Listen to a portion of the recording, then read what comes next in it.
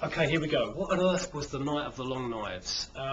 Okay, recap slightly. Hitler had become Chancellor in the January of 1933. Within a couple of months, he had taken advantage of the Reichstag fire to first get the emergency decree passed, and then secondly get the Enabling Act passed, which allowed him to pass laws without recourse to Parliament. So he's in a much more powerful position. However, two potential blocks still exist to him.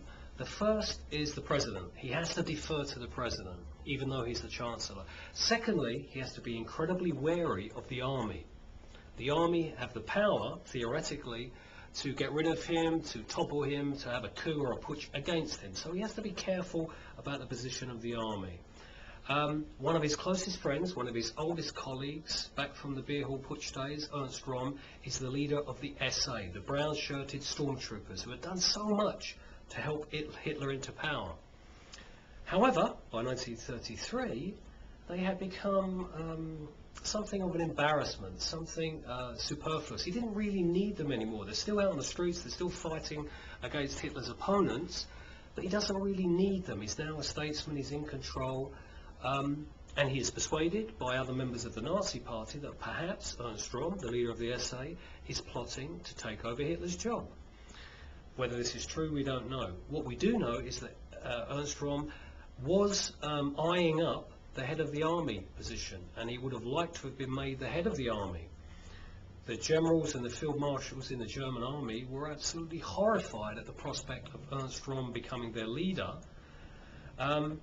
So, what does Hitler do? Hitler decides to disregard his earlier friendship, and he decides to execute Röhm, several opponents, and about 100 of the leading members of the SA. And he does this right at the end of June, 30th of June. He gives Ernst Röhm the opportunity to take the honourable way out and commit suicide with a handgun. Röhm decides not to do that. He's executed anyway. In this orgy of violence, which became known as the Night of the Long Knives, although no knives are used, most people are shot, the army are so pleased that this rival to their power has been kind of taken away, that they order all their soldiers from that point onwards to take a personal oath of loyalty to Hitler, which is fantastic for Hitler and will prove invaluable during the Second World War. Secondly, President Hindenburg, the only guy superior to Hitler, dies 1 month after the Night of the Long Knives. So in a matter of several weeks, the two remaining obstacles to Hitler within Nazi Germany, the President and the army, no longer present a threat. The President is dead, the army is now on board, is now coming to sympathise with the Nazi regime and certainly back it.